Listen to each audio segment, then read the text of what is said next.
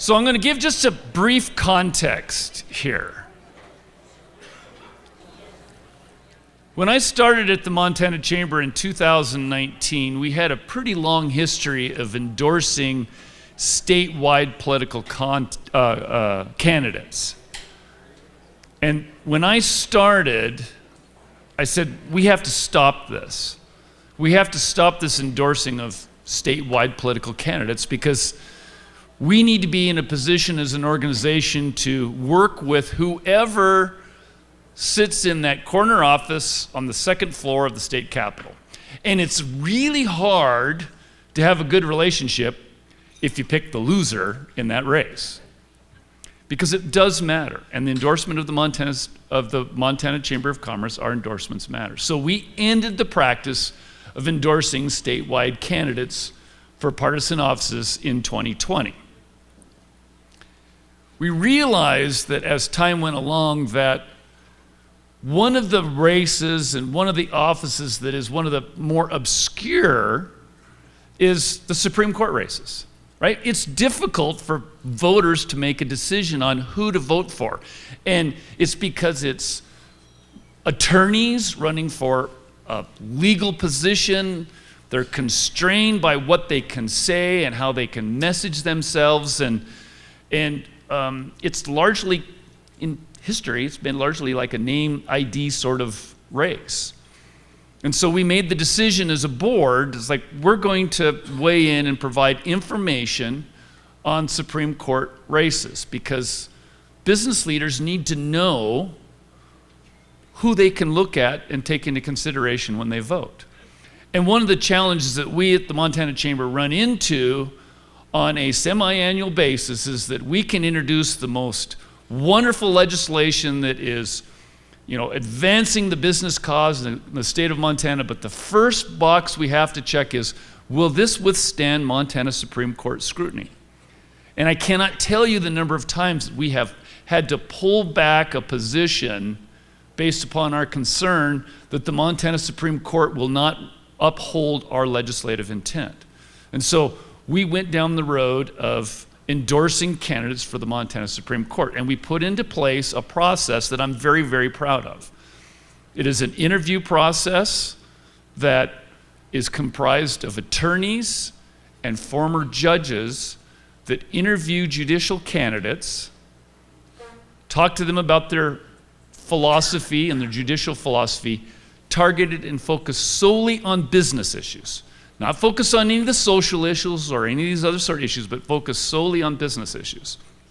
And then this committee makes a recommendation to the Montana Chamber of Commerce, Board of Directors, we review it, and then we'll come out with an endorsement.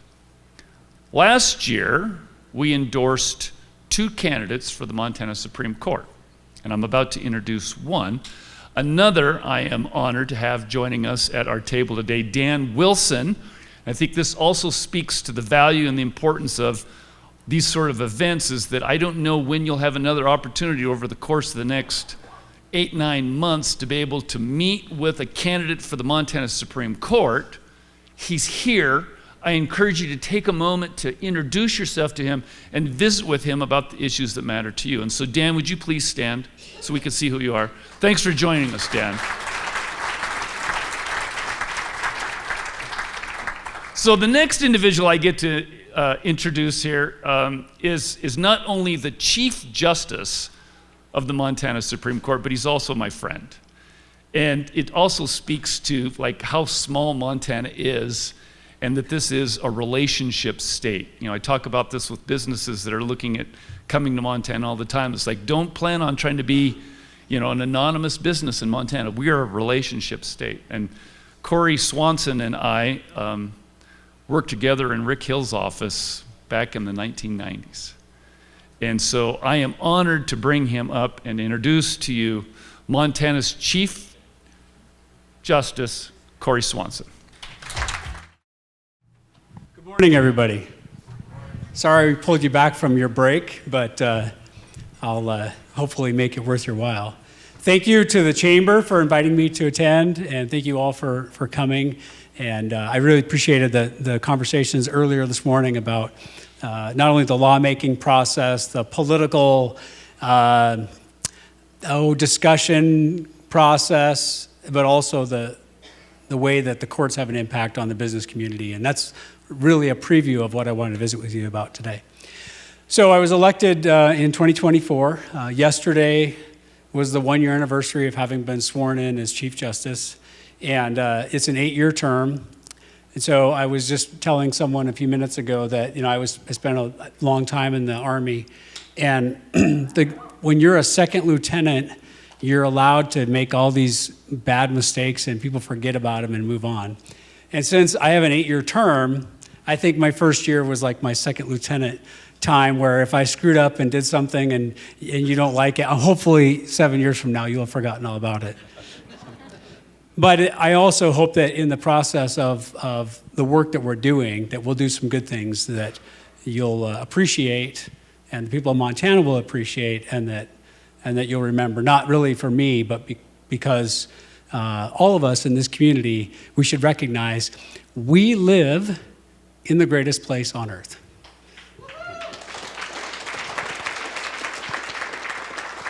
Now, that's the speech I give to my kids every time they want to go on vacation somewhere. I say, why would we go on vacation? We're in paradise. People from Hawaii come to Montana for vacation. Why would we go to Hawaii? It doesn't work all that often, but I still keep trying it, because I do believe we live in the greatest place on earth. We live in paradise. And not only do we live in paradise in terms of Montana, in America, our legal system, as flawed as it may be and as criticized as it may be, is really the culmination of 1,000 years of striving to ensure that people have individual rights in the face of the power of their government. 1,000 years. I've been reading this book. It's a 3-volume series, The History of the English-Speaking Peoples by Winston Churchill. It's a history book that's written like an adventure novel. The guy's an amazing writer. So you go back to, Alfred the Great, and you go back to William of Normandy, and you go back to Henry Tudor, and you go back to the Plantagenet family, and you go back to Magna Carta, and you can see that the fights that we had, the concerns we had, the demand for individual rights that we have today, our ability to have them protected is the realization and the culmination of the fights that they had 1,000 years ago. It led to this. So the question I have as Chief Justice, first question I have, and I tell my wife on at least a weekly basis, is how in the world did I get in this job? I can't believe this happened. But, I'm here, the people put me here, and so my goal is to advocate on behalf of not just the judiciary, but the proper functioning of our state government as it's supposed to work. The functioning of a republic that has checks and balances and separation of powers. And that means there will be conflict. There's supposed to be conflict. It's required. James Madison would have told us it's required that there is conflict and friction within the government. Why is that? To prevent any one individual or entity from having overall power too much power over the people. But there's also a question of whether we reach sometimes a point of too much conflict, unhealthy level of friction among the branches. So one of the things that I've tried to do this year, my first year, is focus on that friction and see how we can mitigate it and how we can work through it to try and get some long-term solutions.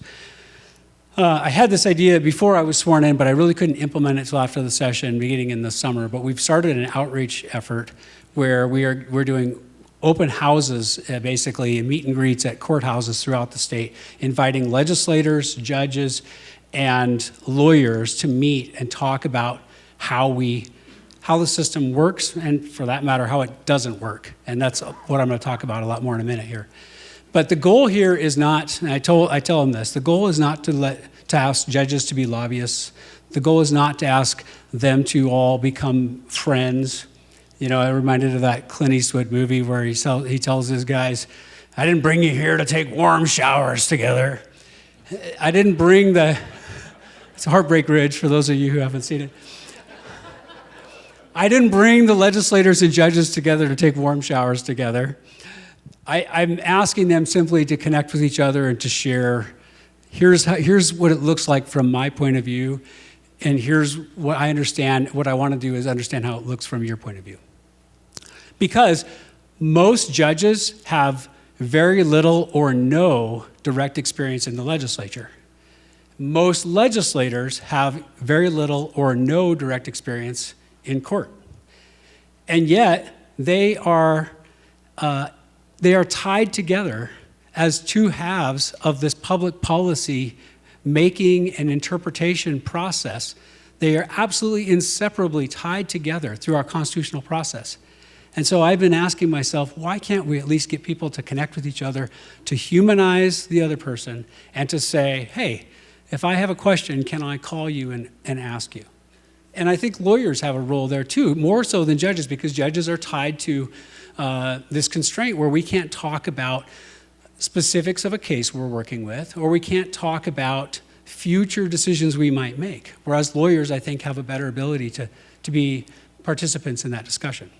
And it's not to make everybody agree, but it's to make everybody find trusted people that they can talk to understand each other. So that's what I've been working on. We're going to continue to work on it. And the reason for that is because I see some major needs for reform in the legal system.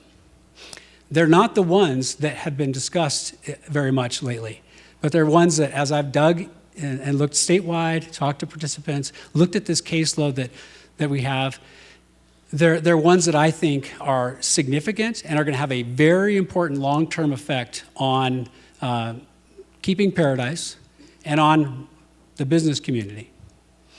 So the first of these is our criminal system, our criminal sentencing system. If you talk to any criminal defense lawyer, any county attorney, any district court judge, they will tell you they are frustrated with the criminal sentencing scheme that we have in the state of Montana. It is a frustrating, and I was a county attorney for 10 years, so I've dealt with this personally. It's a very frustrating process of revolving door, catch and release, conviction, suspended sentence, revoke the probation, send them more treatment, argue over how many days of credit you get, over and over and over again. And it's not only very frustrating for the participants, it's very self-defeating for the defendants, because some of them are saying, yeah, I've got a serious drug problem and I really want help and I want treatment. And we go, okay, you have a suspended sentence. Good luck out there. Go back to your same neighborhood with your same dirtbag friends that are going to give you methamphetamine, and your evaluation and your treatment is going to be basically entirely self-done, self-paid. And we know most of the time, first, second, third time, it's not successful. Okay, the other thing to think about with all that is how inefficient that is, and how much that ties up the court system and ties up resources and prevents us from dealing with other cases. To solve that problem, it's going to take a lot of participation, a lot of work, good faith, a lot of expertise, well beyond what I personally possess. It's going to take the executive branch, the prosecution community, the judges, the defense lawyers, and most importantly, the legislature, because the legislature ultimately has to pass the policy changes. That effort it's a today problem, it's not a tomorrow solution. It's a long-term solution that we have to work to get to. I could say the same thing about the child abuse and neglect cases. They take a long time, they're very frustrating, no one's happy with how we're currently doing it. But again, that solution requires more than a couple of smart people getting together. It's a long-term collaborative process. Now, the biggest problem affecting the legal system is one that you probably haven't heard much about. I mentioned we were doing these open houses. We were up in Flathead County recently, and Judge Wilson brought this to my attention, and he said, don't minimize how significant this is. This is an extremely significant problem. The problem is this simple. Most normal people in Montana cannot afford a lawyer. So if they have a problem, if they have a dispute, if they have a lawsuit, if they get charged with a crime, they have two choices. Charged with a crime is a little different because you get a public defender. But you either go into debt, risk, all your financial resources you can possibly gather to get a lawyer to try and get you through that. And then even if you win, you lose. I once represented a company in front of the Public Service Commission. We won the case, and the business still went out of business because it was that expensive. That's option one. Option two is you try to navigate this extremely complex legal system by yourself without an attorney, which greatly decreases your chances of success. Now, we've got to work on solutions for this problem. And I know in the business community, there are very few problems that you have where the answer is add more lawyers. This might be one of them. I do think we have a shortage of lawyers in the state of Montana. But I do think there's a room for innovation that we can do in the judicial branch and potentially in the policymaking areas to try and solve this problem. Now, why do I bring up those three things that have nothing to do with business? Because they do have something to do with business. Every district court, there's a lot of elegance in the law, there's a lot of philosophy in the law, but guess what? Most of what we do on a daily basis, particularly in the district court, is nuts and bolts. It is a factory with a conveyor belt, and you have to get stuff out the outdoor because the indoor never closes. And it's moving, and district judges have to be able to resolve cases and move them along in a speedy manner. Those three big problems I just talked about, those are like three great big elephants on the trail, a tiny little jungle path, and you're trying to get past them to the front of the line, and you can't get past them. Business cases, civil legal cases, keep getting shunted and delayed and held up because of criminal cases where you have a speedy trial, constitutional right, you have to go to trial. Dependent neglect cases have to be considered first. And in general, when you have a case with pro se people, meaning they don't have lawyers, judges spend a whole lot of time coaching them, helping them through the process. It takes up a lot of time.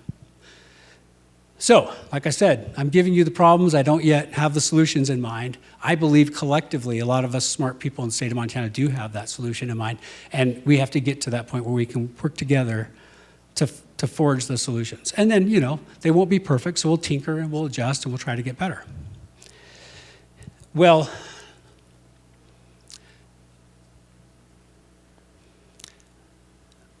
to do that type of work, we have to look at examples of success. And I want to give you an example of success from 2025. Yellowstone County, 13th Judicial District Court. Yellowstone County, growing. Yellowstone County, crime is rising. Yellowstone County business community, not happy.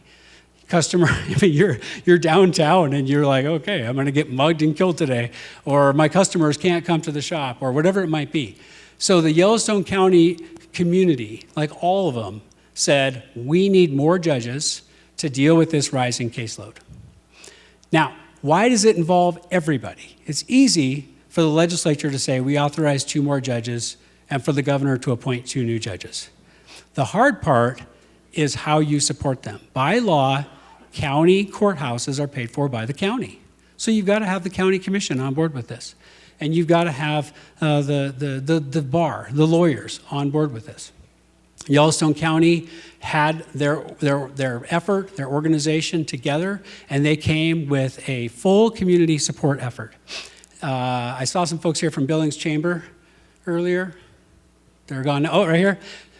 Billings Chamber of Commerce fully supported this effort. They hosted events at the legislature. They were wide open, supporting and communicating to legislators, and they said, we have to have this. I went and toured the courthouse. The county commissioners took me and said, we're remodeling the 3rd floor. Here's where the chambers will be. Here's where the courtrooms will be. They were fully on board. Then I said, okay, judges, how are we going to make this better? And the judges. Now, I didn't do it. I didn't come up with it. I can't claim any credit. The judges in Yellowstone County came up with a way to specialize their court dockets. So they have 5 judges who are in the criminal division and 5 judges that are in the civil division. And they believe through their scheduling and courtroom use and efficiency They are going to speed up case outcomes for criminal and civil cases through this methodology. They just started it this week. So we are going to, in May, I'm going to talk to the judges and see how it's going, and then we're going to examine whether this is the kind of model that other large districts in the state of Montana want to do. I think there's a lot more innovative ideas we can do, but I was really pleased to see this as a way where we can model success on a statewide basis, because the people in Yellowstone County came together, all of them came together and advocated for this, and I'm very pleased with that. I can't claim credit for it. All I can do is cheer them on and tell them thank you, and then we can learn, all of us can learn lessons from it and see how we can apply it for the future. And then ultimately, why does that matter? Because we live in paradise. Because if you have a business in Yellowstone County, hopefully you can get your legal dispute resolved quicker through this process, so that otherwise other statewide leaders can look at this and come up with new creative ideas to make it better. That's simply what I want to be able to do. I want to use my position to not only advocate on behalf of the judicial branch, but also examine what we're doing. Examine our practices, examine our budget, examine our ways of issuing whatever it is that we're doing, and say, okay, no one's looked at this for 20 years. Do we need to update it? Is it obsolete? Do we need to do new things? And that kind of innovation that I can do from my position will matter somewhat. But what will really matter is if on a statewide basis, we can have conversations to humanize the people that are involved in this drama. So I would urge you, because you all represent businesses who care about this, you all represent folks that are leaders in your community, I would urge you to do the same. Go to court, watch what these district judges do.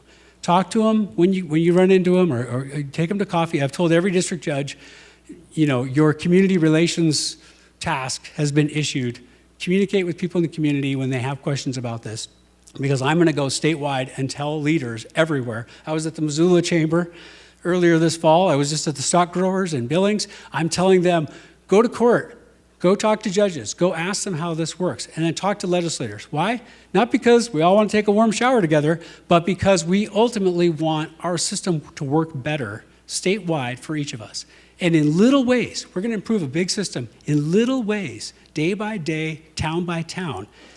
I believe in the big picture and long term, we're going to have a very good positive effect for not only your businesses, but your workers, their families, and everyone that calls paradise home. So, thank you for inviting me, and that was the message I wanted each of you to hear today. Thank you.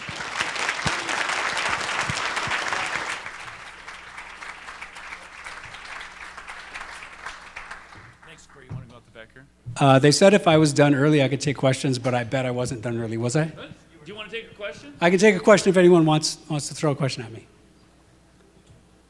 This is a good chance. So I was in Missoula with a group of lawyers, and I said, any questions? And nobody had a question. And I said, okay, tell me the top 3 things that drive you crazy about the Supreme Court. And hands went up all over the room. So where's the speaker? I could ask him what drives him crazy about the Supreme Court. All right, go. Just about oral arguments, whether we should do more of those, or what your thoughts are in kind of your first year in office. So this year we did 8, or last year we did 8 oral arguments.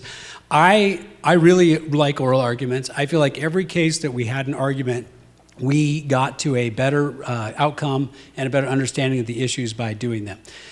There is this balance of caseload and how you adjust your work. 2025, we broke the record for the most filings ever in the Supreme Court.